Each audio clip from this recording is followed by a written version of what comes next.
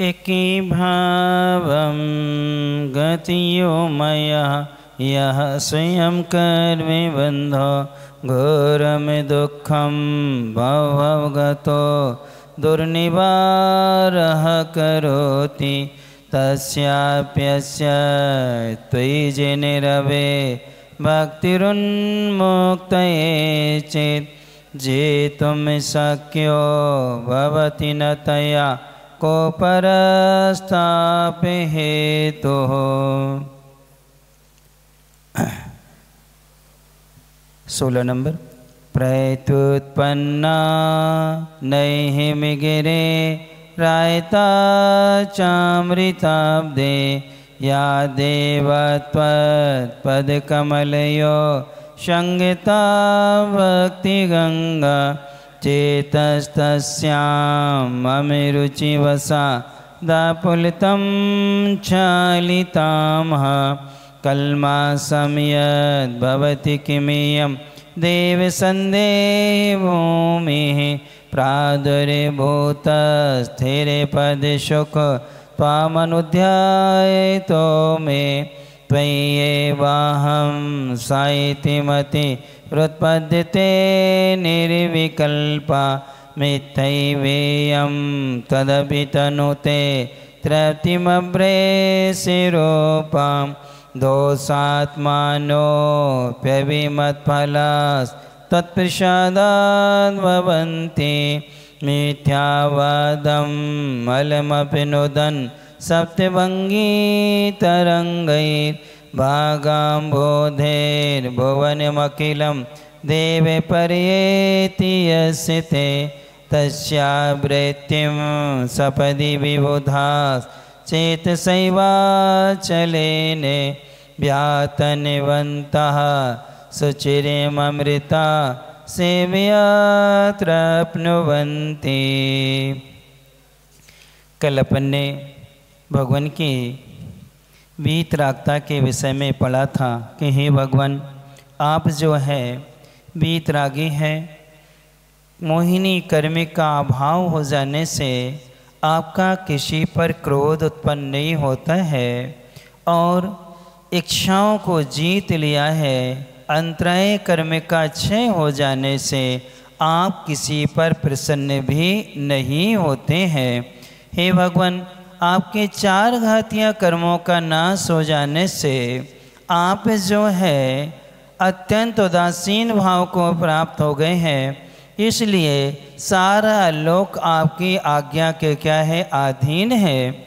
आपकी परम शुक्लेश्य होने से, परम अवतारिक शरीर होने से, अनंत चतुष्टय होने से आपकी निकटता जो है बैर को दूर करने वाली हुआ करती है। इसलिए हे भगवान, जैसा प्रभाव आपका है वैसा प्रभाव किसी और दूसरे का देखने में नहीं आता है। अब यहाँ पर दे रहे हैं कि हे भगवान, जो आपकी स्तुति करता है या आपका गुणगान करता है या आपकी भक्ति करता है, चिंतन मनन करता है, वह नियम से मोक्ष के फल को प्राप्त करता है। यानी 3 श्लोकों में स्तुति का फल बतलाएंगे। किसका फल? स्तुति का फल। क्योंकि स्तुति इसके आदिनाथ भगवान है, स्तोता वादिराज महाराज थे। स्तुति जो है 25 श्लोकों में निबद्ध है और इसके बाद में स्तुति का फल है कर्म की निर्जरा होना अथवा मोक्ष की क्या होना, प्राप्ति होना। ये 4 इसके फल बतलाए गए हैं। इसलिए स्तुति 3 तरह से की जाती है। एक तो विघ्नों को दूर करने के लिए स्तुति की जाती है। दूसरा, पुण्य की वृद्धि के लिए भी स्तुति की जाती है। तीसरा, कर्म क्षय के लिए भी स्तुति की जाती है। इन 3 में से श्रेष्ठ उपाय कौन सा है? विघ्नों को दूर करने के लिए, पुण्य को बढ़ाने के लिए या कर्म क्षय के लिए?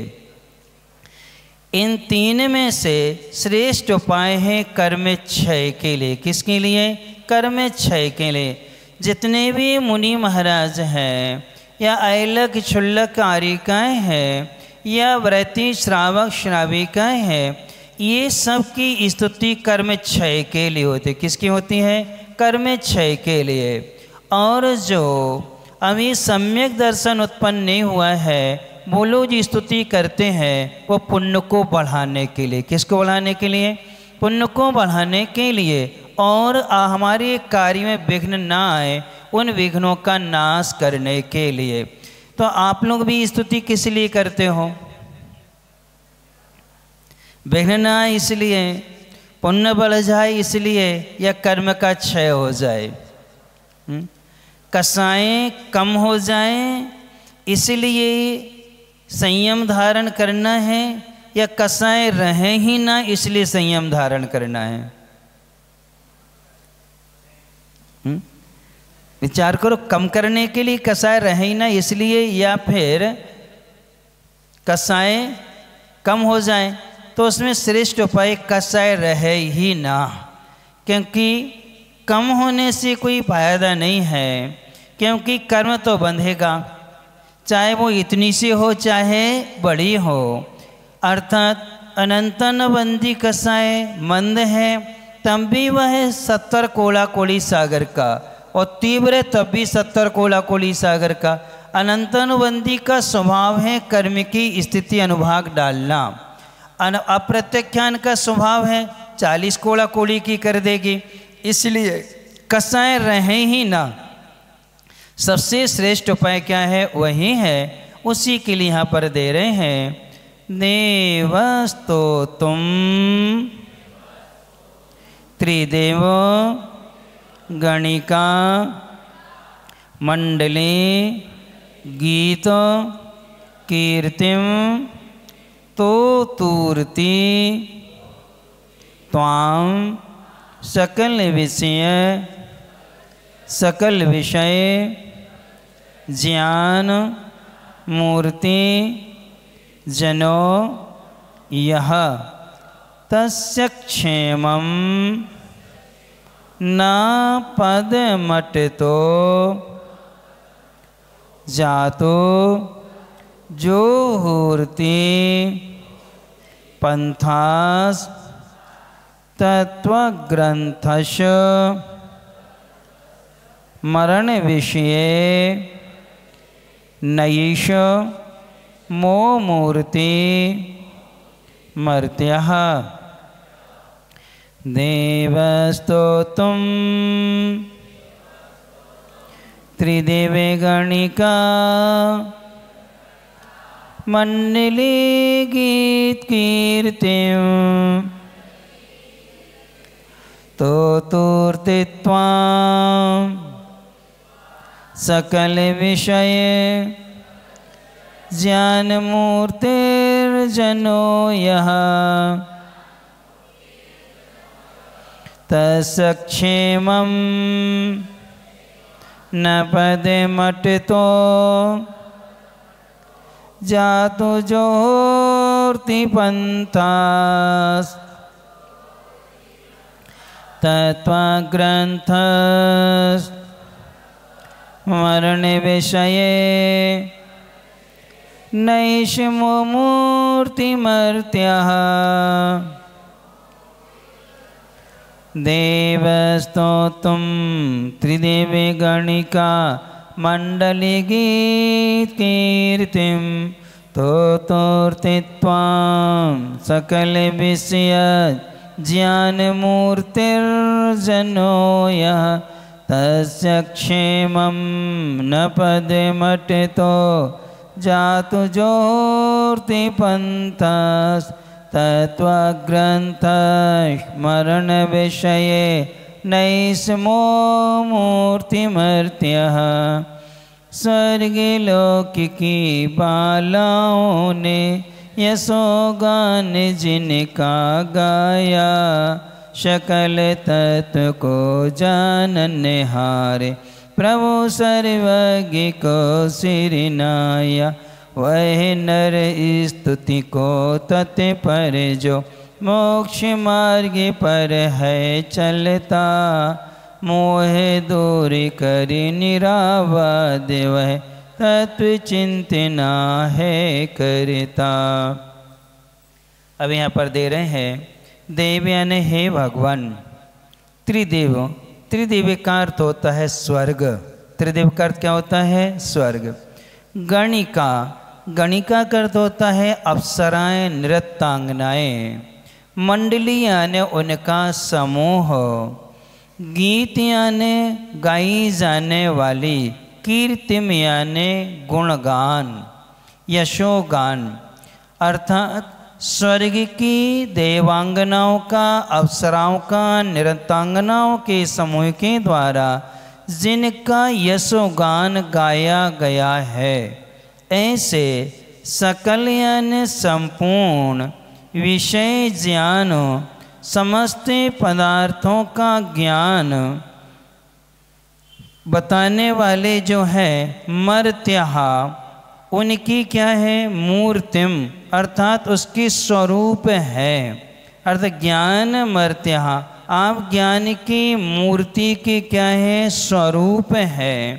त्वाम यानी आप के, स्तोत्रम यानी स्तुति करने के लिए, यह जना जो मनुष्य तो तुरती तत्पर रहता है।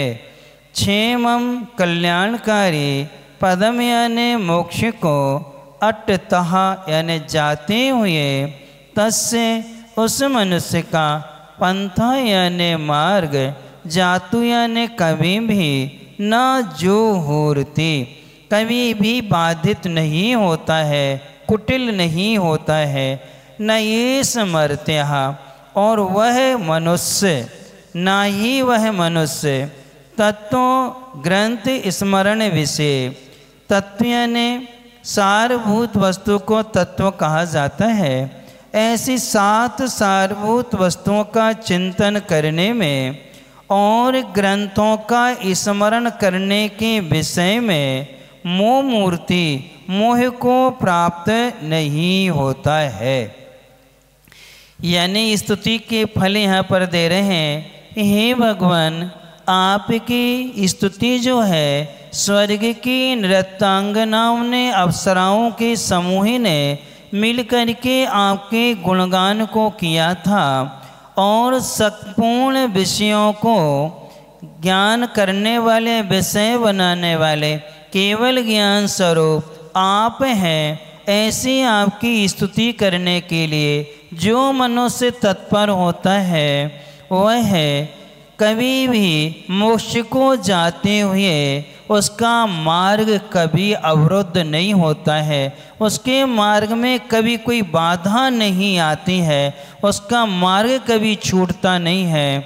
और वह मनुष्य जो आपकी स्तुति करने में निरंतर तत्पर रहता है, वह कभी तत्व के स्वरूप को भूलता नहीं है और जो ग्रंथ उसने याद किए हुए हैं उसका क्षयोत्सम भी कम नहीं होता, उत्तरोत्तर क्या है, बढ़ता ही चला जाता है। अर्थात वह कभी भी मोह को प्राप्त नहीं होता है। स्तुति के यहाँ पर आचार्य भगवान 3 फल दे रहे हैं। सबसे पहला दे रहे हैं कि वह मोक्ष मार्ग में अर्थात मोक्ष को जाता है, उस समय उसका मोक्ष मार्ग कभी बाधित नहीं होता है। एक दूसरा है कभी वह उसका मार्ग छूटता भी नहीं है। बाधा आना अलग है और छूट जाना अलग है, तो बाधा भी नहीं आती और छूटता भी नहीं है। 2 तीसरा दे रहे हैं कि वह कभी भी तत्व के स्वरूप को भूलता नहीं है। किसके स्वरूप को?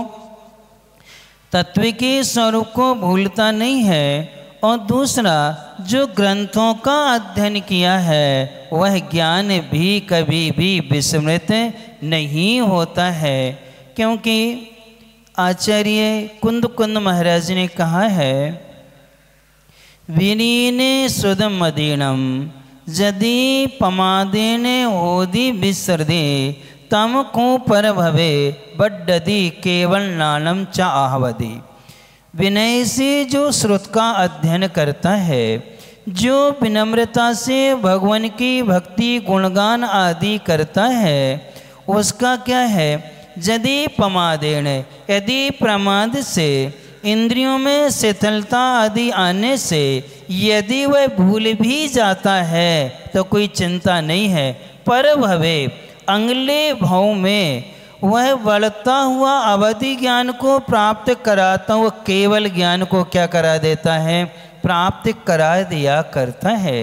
इसलिए आचार्य भगवंतों ने समाधि भक्ति में लिखा है कि हे भगवान, ये द्वादशांग का पाठी अंत समय में जब संलेखना का समय आता है, इंद्रियां शिथिल होती हैं, उस समय पंच परमेष्टि का नाम अपने पुरुषार्थ से स्मरण कर ले, उसका सबसे बड़ा पुरुषार्थ माना जाता है। तो ये पक्का है, जो भगवान की स्तुति में निरंतर तत्पर रहते हैं। किस में तत्पर रहते हैं? स्तुति करने में। आप लोग किस में तत्पर रहते हो?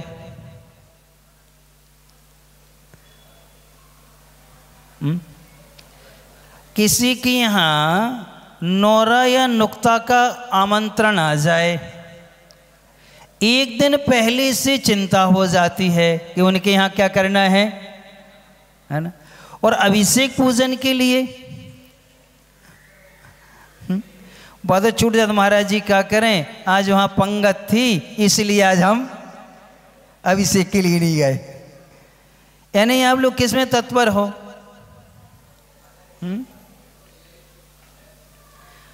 आप लोगों को देख करके हमें अपने घर की याद आती है।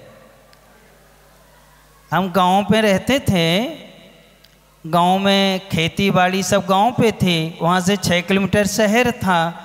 तो बब्बा के साथ में हम 2-3 लोग रहते थे, बाकी परिवार शहर में रहता था।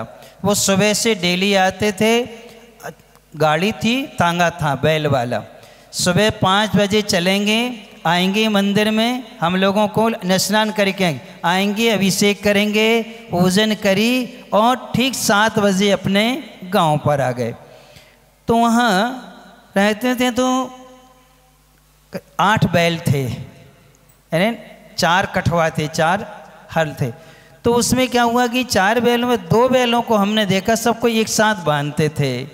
वो बैल क्या करता था, जब सानी बना के डालते थे, अच्छा उसको भूसे में अच्छा मिला करके पूरा, तो वो क्या करता, एक मूड़ मारी उसने बाजू वाले को, उसका खाया, एक मूड़ मारी इस वाले को, उसका खाया।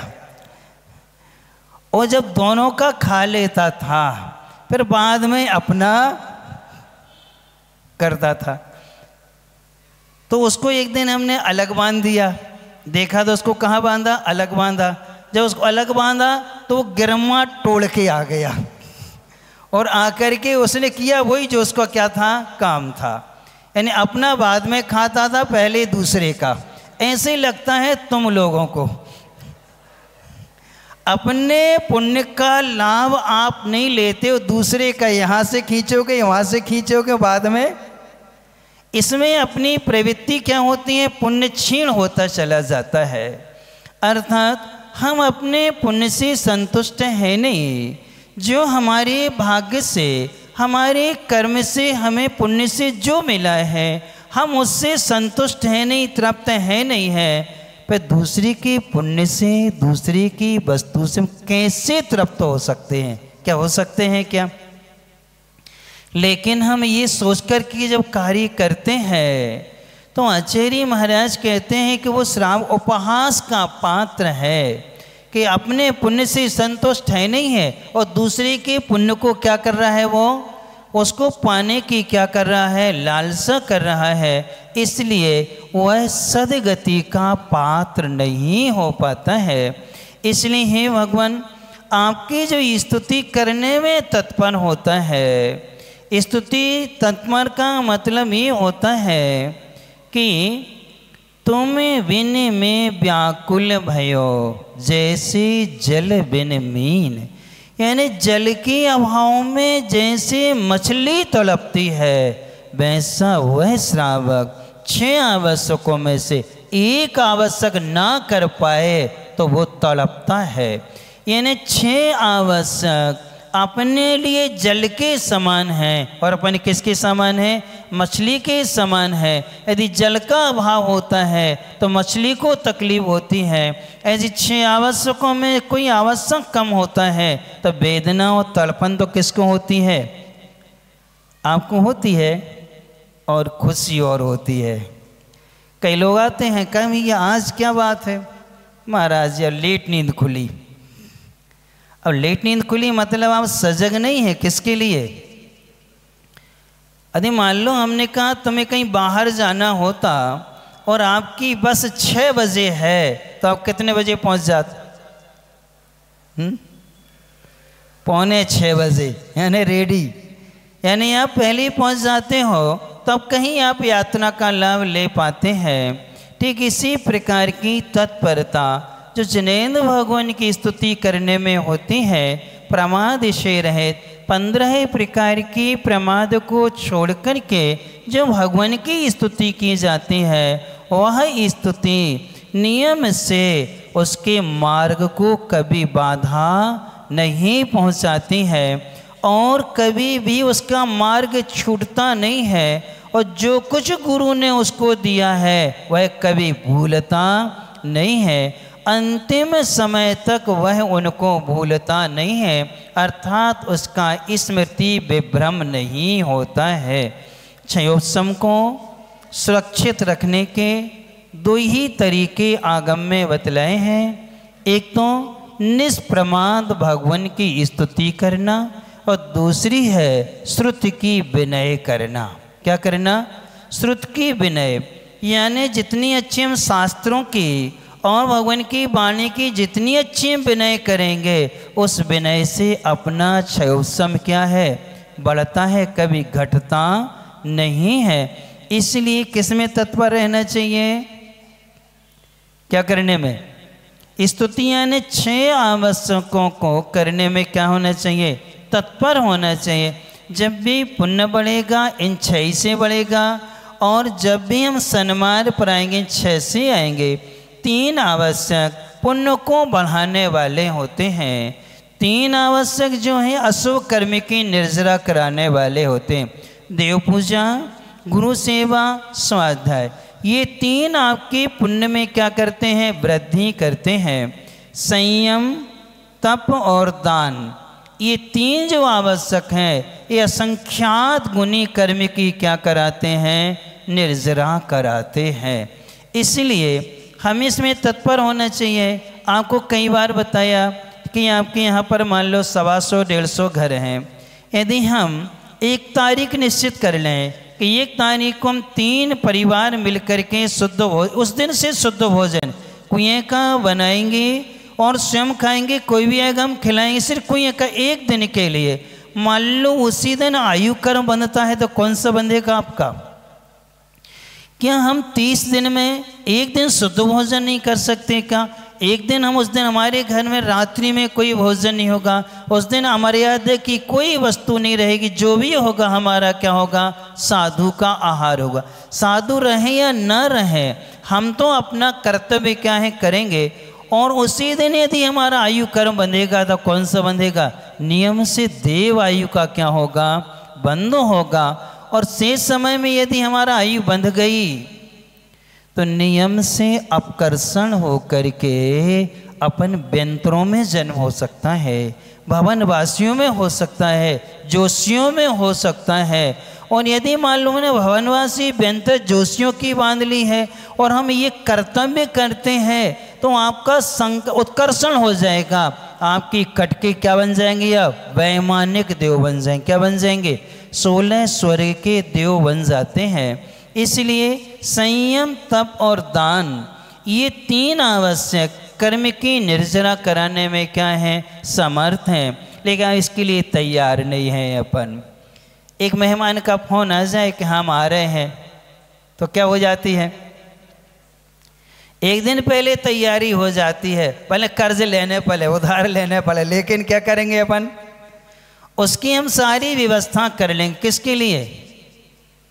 एक महिमा जो राग और द्वेष से क्या है, सहित है, पाप कर्म से सहित है, कसाइयों से सहित है, उसकी सेवा के लिए तत्पर रहते हैं। और एक त्यागी वृत्ति के लिए, एक त्यागी वृत्ति के लिए नहीं, अपने लिए है। किसके लिए है?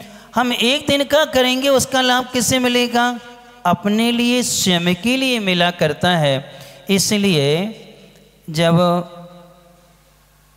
रावण मरणासन अवस्था में था और रावण का चक्र लक्ष्मण जी के पास आ गया था, तब राम ने लक्ष्मण जी से कहा, जाओ, तुम नारायण हो गए हो, वो प्रति नारायण है, उसको राज्य करने का बहुत लंबा अनुभव है, आप जाओ, उससे शिक्षा लेके आओ।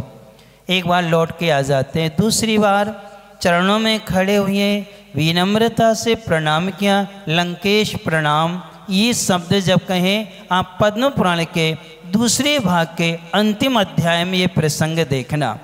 जब उन्होंने प्रणाम किया तब रावण उठा, उठ के कहते हैं, अरे अनुज तुम आ गए? हाँ, हम आज से शिक्षा चाहते हैं। तो उसने कहा ठीक है। सबसे पहली शिक्षा दी थी उसने, शुभ कार्य में विलंब नहीं करना। किसमें? शुभ कार्य में क्या नहीं करना? विलंब नहीं करना। मैं शुभ कार्यों के लिए कल पल टालता रहा और आज मेरी ये स्थिति है, मैं कोई भी शुभ कार्य नहीं कर पाया। दूसरा उसने कहा, भावावेश में, भावुकता में कभी निर्णय नहीं लेना। किसमें? भावावेश में, भावुकता में कभी निर्णय नहीं लेना। मैंने भावुकता में निर्णय ले लिया, बहन ने जैसा कहा मैं उसकी बातों में आ गया और भावुकता में मैंने क्या किया? निर्णय लिया। उसका परिणाम क्या है? आज स्वयं देख रहे हैं।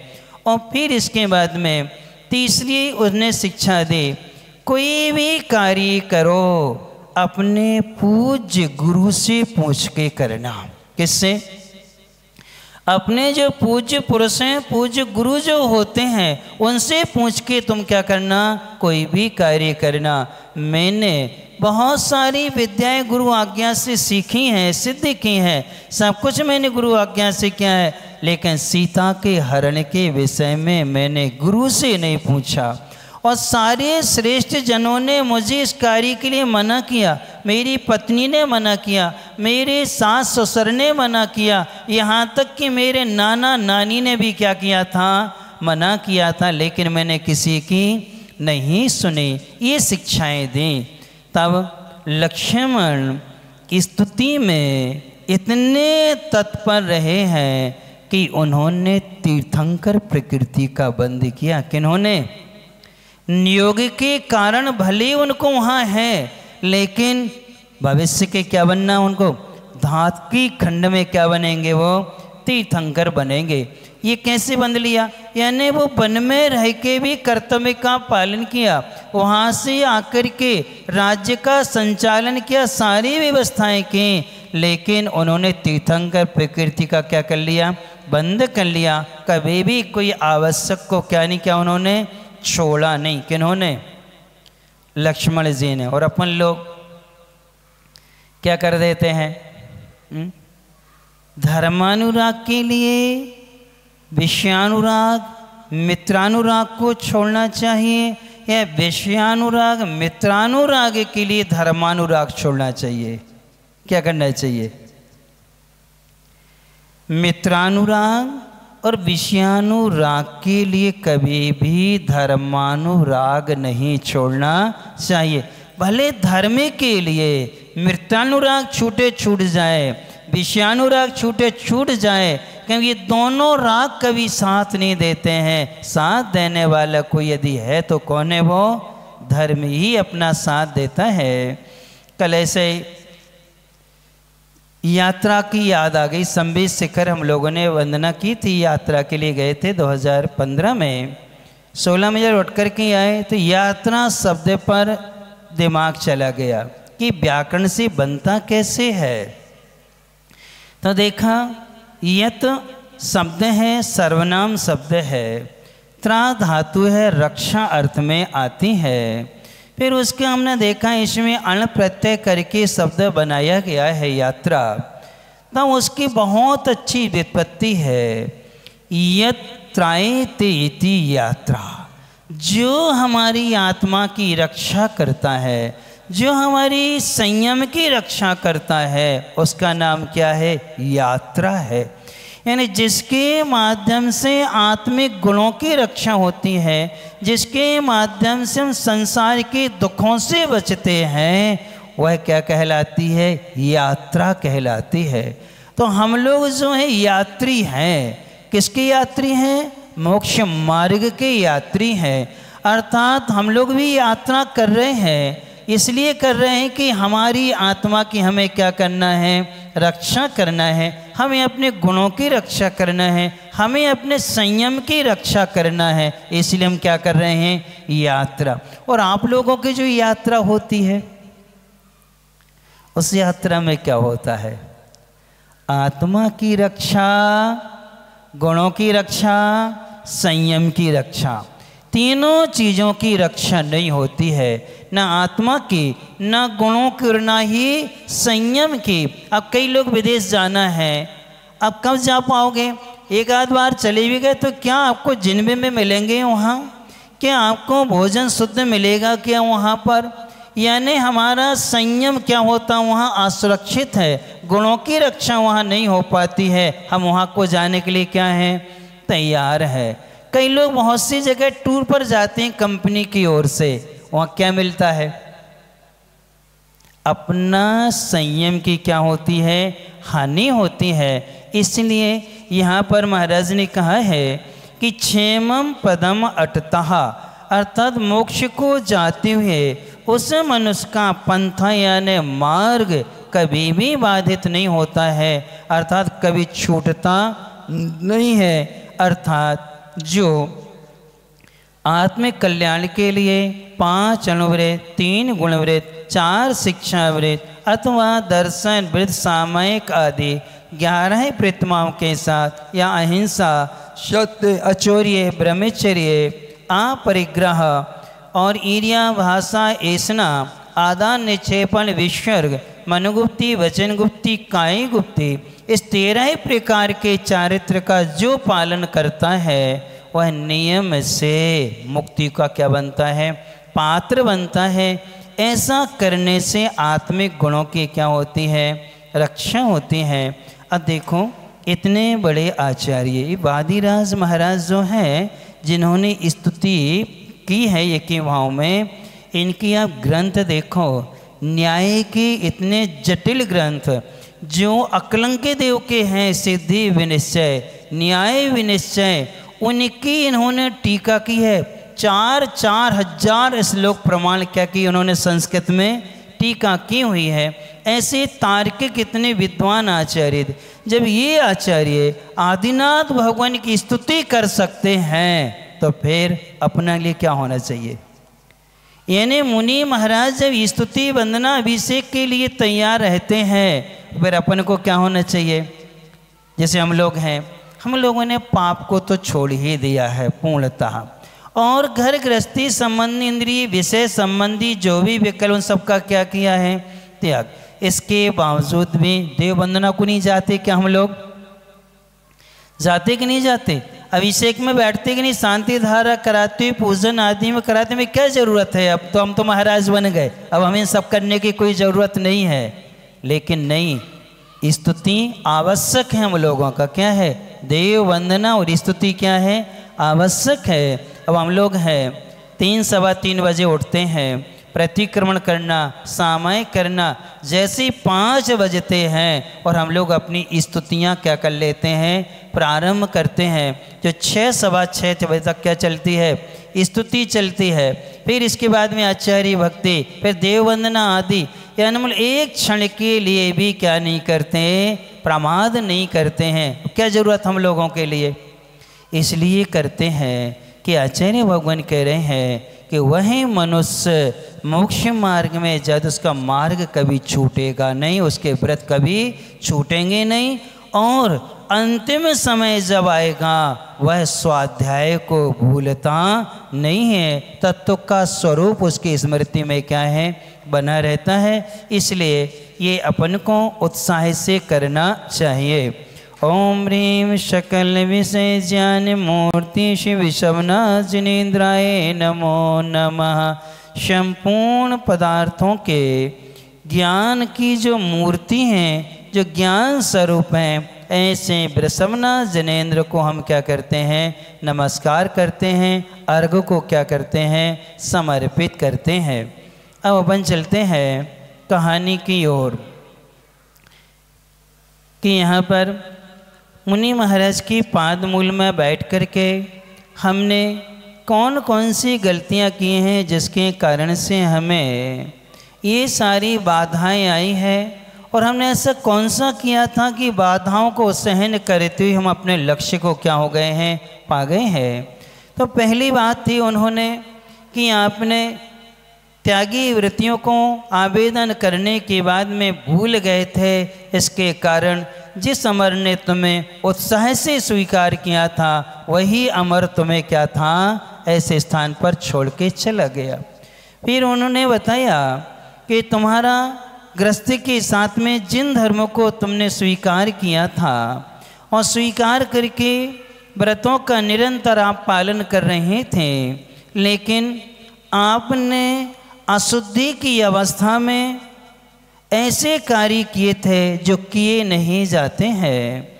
अर्थात आपने अशुद्धि की अवस्था में जिन वाणी का श्रवण किया था, अशुद्धि की अवस्था में तुमने जिनालय में प्रवेश कर लिया था, और अशुद्धि की अवस्था में तुमने बाजार आदि को उद्यान में तुमने भ्रमण किया था, और फिर एक महोत्सव हो रहा था, नगर में रथ यात्रा निकल रही थी, आप अशुद्धि में थे और आपने अपने महल की खिड़की में से खड़े होकर के उस शोभा यात्रा का क्या किया था, अवलोकन किया था।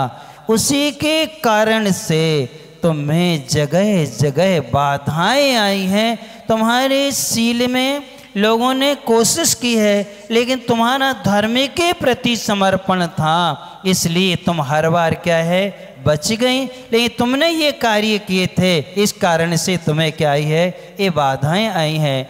आप लोग तो इसका ध्यान देते ही नहीं हो।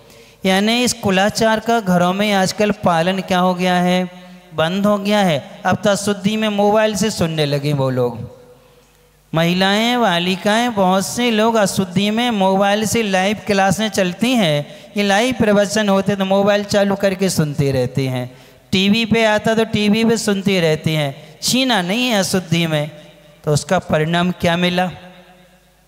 आपने सुरसुंदरी की पूरी घटनाओं को देखो कि कहाँ कहाँ उसके साथ में क्या हुआ है, लेकिन उत्साह था, धर्म के प्रति दृढ़ता थी।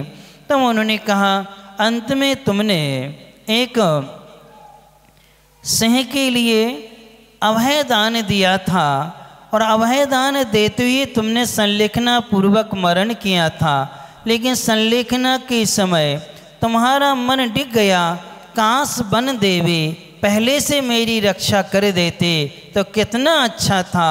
इतना मन में भाव आने से तुम मिथ्यात्व में आ गए, उसके कारण मरण हुआ, इसलिए स्त्री वेद में क्या हुआ, तुम्हारा जन्म हुआ।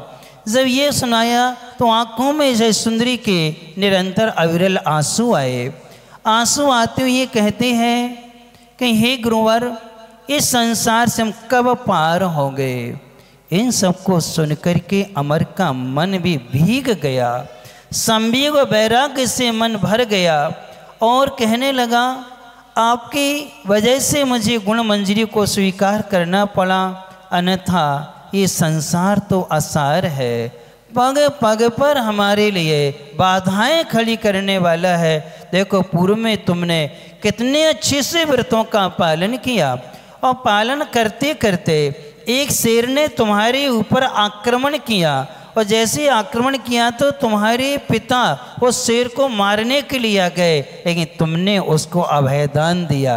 अभयदान देने के बाद में तुम्हारे लिए एक स्मृति आ गई कांस बन देवे, पहले रक्षा करने आ जाती तो कितना अच्छा होता।